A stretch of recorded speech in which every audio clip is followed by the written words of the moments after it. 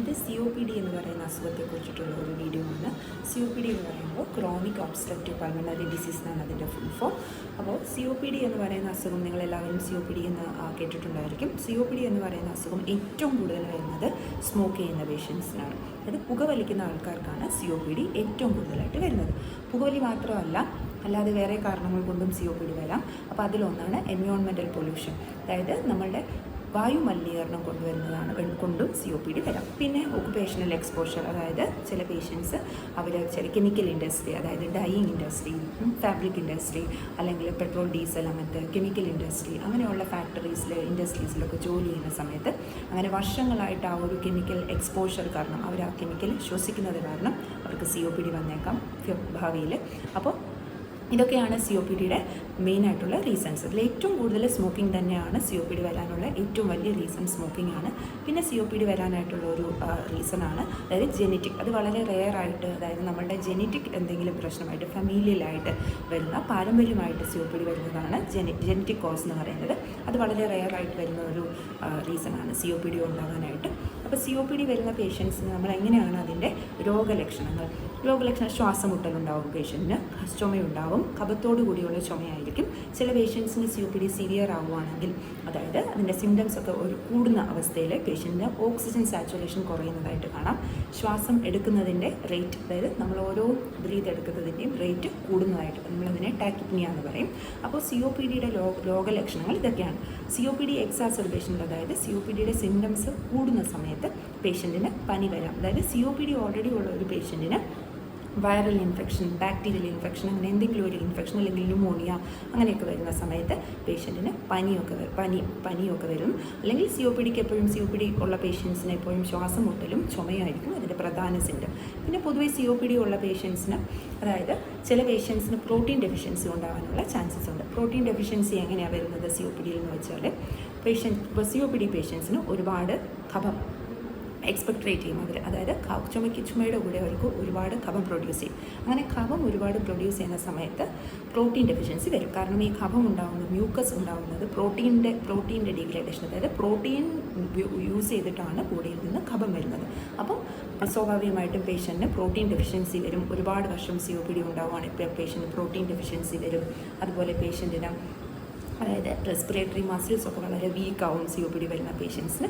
പിന്നെ ചില പേഷ്യൻസിന് ഒരുപാട് വർഷമായിട്ട് COPD ഉണ്ടെങ്കിൽ അത് പതുക്കെ പേഷ്യൻറ്റിൻ്റെ ഹാർട്ടിനെ എഫക്റ്റ് ചെയ്തു തുടങ്ങും. അപ്പം ഹാർട്ടിനെ എഫക്റ്റ് ചെയ്ത് തുടങ്ങുന്ന സ്റ്റേജിൽ എന്താ സംഭവിക്കുന്നതെന്ന് വെച്ച് കഴിഞ്ഞാൽ, ആ ഒരു ഹാർട്ടിനൊരു കോമ്പൻസേഷൻ ചെയ്യേണ്ടി വരും. കാരണം ലങ്സിന് already oxygen carbon dioxide exchange നേരെ നടക്കുന്നില്ല, ലങ്സിന് ഓൾറെഡി പത്തോളജിക്കൽ ചേഞ്ചസ് വന്നു. അപ്പോൾ ഇതെല്ലാം കൂടി ഹാർട്ടിൻ്റെ പമ്പിങ്ങിനെയൊക്കെ പതുക്കെ എഫക്റ്റ് ചെയ്യും. എക്കോ എടുക്കുന്ന സമയത്ത് അതിൻ്റേതായിട്ടുള്ള ചേഞ്ചസ് പേഷ്യൻറ്റിൻ്റെ എക്കോയിൽ, ECGയിലൊക്കെ വരാനുള്ള ചാൻസസ് ഉണ്ട്.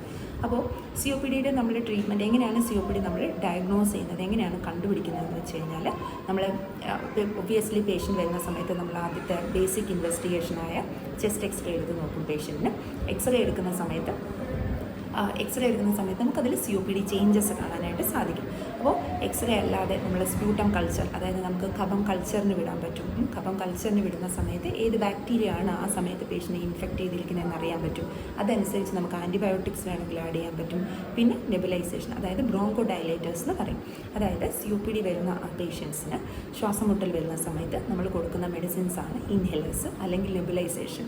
അപ്പോൾ അതിൻ്റെ ഒരു പ്രധാനപ്പെട്ട ട്രീറ്റ്മെൻറ്റാണ്. പിന്നെ ഒരുപാട്, അതായത് COPD സിവിയറായിട്ട് COPD ആണെന്നുണ്ടെങ്കിൽ നമ്മൾ ഇഞ്ചക്ഷൻ സ്റ്റാർട്ട് ചെയ്യും പേഷ്യൻറ്റിന്. അപ്പോൾ ശ്വാസം മുട്ടൽ മാറാൻ പിന്നെ ഇഞ്ചക്ഷൻ കൊടുത്തേ പറ്റുള്ളൂ എന്നുള്ള അവസ്ഥ വരുമ്പോൾ നമ്മൾ ഇഞ്ചക്ഷൻ സ്റ്റാർട്ട് ചെയ്യും. ഓക്സിജൻ സപ്പോർട്ട് കൊടുക്കും നമ്മൾ പേഷ്യൻറ്റിന്. ചിലപ്പോൾ COPD സിവിയർ ആവുകയാണെങ്കിൽ നമ്മൾ CPAP, BiPAP എന്ന് പറയുന്ന മെഷീനൊക്കെ പേഷ്യൻറ്റ് കൊടുക്കും. അതായത് വെൻറ്റിലേറ്റർ അല്ല, അതിന് താഴെയുള്ള CPAP, BiPAP അല്ലെങ്കിൽ NIV മെഷീനൊക്കെ വെച്ച് നമ്മൾ സപ്പോർട്ട് ചെയ്തിട്ട് ഓക്സിജൻ നമ്മൾ പേഷ്യൻറ്റിന് കൊടുക്കും. അഡ്മിഷന് വേണ്ടി വരും. ഇതൊക്കെയാണ് COPDയുടെ മാനേജ്മെൻറ്റ് എന്ന് പറയുന്നത്. പിന്നെ COPDയുടെ, അതായത് ഈ COPD വരാതിരിക്കാനായിട്ട് ഒരിക്കൽ നമ്മൾ COPD ഡയഗ്നോസ് ചെയ്ത് കഴിഞ്ഞാൽ പിന്നെ നമുക്ക് റിവേഴ്സിബിൾ അല്ല, അതായത് പഴയ സ്റ്റേജിലേക്ക് ലങ്സിനെ, ശ്വാസകോശത്തിനെ പിന്നെ നമുക്ക് കൊണ്ടുവരാൻ പറ്റില്ല. അതായത് COPD അഫക്റ്റ് ചെയ്ത പേഷ്യൻറ്റിനെ നമുക്ക് ഈ മെഡിസിൻസ്, ഇൻഹേലേഴ്സ് ഒക്കെ കൊടുത്ത് ഒരു വിധത്തിൽ, അതായത് വലിയൊരു ബുദ്ധിമുട്ടില്ലാതെ മെയിൻറ്റെയിൻ ചെയ്ത് കൊണ്ടുപോകാനായിട്ട് സാധിക്കും. അപ്പോൾ വീണ്ടും പേഷ്യൻ്റ് അതിൻ്റെ മുകളിൽ പുകവലിക്കുകയാണെന്നുണ്ടെങ്കിൽ പിന്നെ നമ്മൾ കൊടുക്കുന്ന ഇൻഹേലേഴ്സിന് പ്രയോജനമൊന്നും വരില്ല. അപ്പോൾ COPD ഒരിക്കലും നമുക്ക് പഴയതുപോലെ ശ്വാസകോശത്തിനെ ആക്കാൻ പറ്റില്ല. പക്ഷേ നമുക്ക് പേഷ്യൻസിനെ വലിയ സിംറ്റംസ് ഒന്നും വരാതെ മെയിൻറ്റെയിൻ ചെയ്ത് പോകാൻ പറ്റും സ്റ്റാർട്ടിങ് സ്റ്റേജസിലൊക്കെ ആണെങ്കിൽ. പേഷ്യൻസ് എന്താ ശ്രദ്ധിക്കേണ്ടതെന്ന് വെച്ച് കഴിഞ്ഞാൽ COPD ഉള്ള പേഷ്യൻസ് ഡയഗ്നോസ് ചെയ്ത് കഴിഞ്ഞാൽ പിന്നീടെങ്കിലും അവർ സ്മോക്കിംഗ് അപ്പം തന്നെ സ്റ്റോപ്പ് ചെയ്യണം. പിന്നെ നമ്മൾ സ്മോക്ക് ചെയ്യുന്ന ആളുകളുടെ അടുത്ത് പോലും പോകാൻ പാടില്ല. പിന്നെ അവരെപ്പോഴും മാസ്ക് ധരിക്കണം, കാരണം അവർക്ക് പെട്ടെന്നായിരിക്കും ഇൻഫെക്ഷൻസ് കിട്ടുന്നത്. പിന്നെ അവർക്ക് അതായത് ക്ലൈമറ്റ് ചേഞ്ച് വരുന്ന സമയത്ത് അല്ലെങ്കിൽ ഇൻഫെക്ഷൻസ് വരുന്ന സമയത്ത് COPD എന്ന് പറയുന്ന അസുഖം കൂടാനുള്ള സാധ്യതയുണ്ട്. അതായത് ആ സമയത്ത് അവർക്ക് ശ്വാസം മുട്ടൽ കൂടാനുള്ള സാധ്യതയുണ്ട്. അപ്പോൾ നിങ്ങൾ എത്രയും പെട്ടെന്ന് സ്വയം ചികിത്സിക്കാതെ നിങ്ങളൊരു പൾമണോളജിസ്റ്റിനെ കാണുക, നിങ്ങൾ ഡോക്ടർ പറയുന്ന പോലത്തെ ഇൻവെസ്റ്റിഗേഷൻ എക്സ്റേ എടുത്ത് നോക്കുക. അപ്പോൾ നിങ്ങൾ മെഡിസിൻസ് സ്റ്റാർട്ട് ചെയ്യുക. മെഡിസിൻ സ്റ്റാർട്ട് ചെയ്യുന്നത് നിങ്ങൾ ഡോക്ടർ പറയാതെ നിങ്ങൾ സ്റ്റോപ്പ് ചെയ്യാതിരിക്കുക. റെഗുലർ ഫോളോ അപ്പിന് ചെക്കപ്പിന് പോവുക. പൾമണറി ഫംഗ്ഷൻ ടെസ്റ്റ് എടുത്ത് നോക്കുക. അതായത് ലങ് ഫംഗ്ഷൻ അറിയാൻ വേണ്ടിയിട്ട് എടുക്കുന്ന ടെസ്റ്റാണ് പൾമണറി ഫംഗ്ഷൻ ടെസ്റ്റ്, PFT എന്ന് പറയും. അതെടുത്ത് നോക്കുക. എക്സ്റേ എടുത്ത് നോക്കുക. ECG, എക്കോ ഇതൊക്കെ ചെയ്ത് നോക്കുക.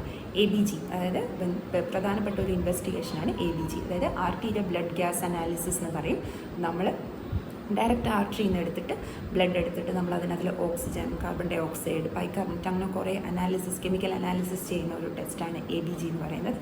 അപ്പോൾ പേഷ്യൻസ് എപ്പോഴും ഒരു പൾമണോളജിസ്റ്റിനെ കണ്ടിട്ട് റെഗുലർ ഫോളോ അപ്പ് എടുക്കുക, സ്മോക്കിംഗ് സ്റ്റോപ്പ് ചെയ്യുക. അപ്പോൾ അങ്ങനെയൊക്കെ ചെയ്യുമ്പോൾ നമുക്ക് COPDയെ കൺട്രോൾ ചെയ്യാനായിട്ട് സാധിക്കും.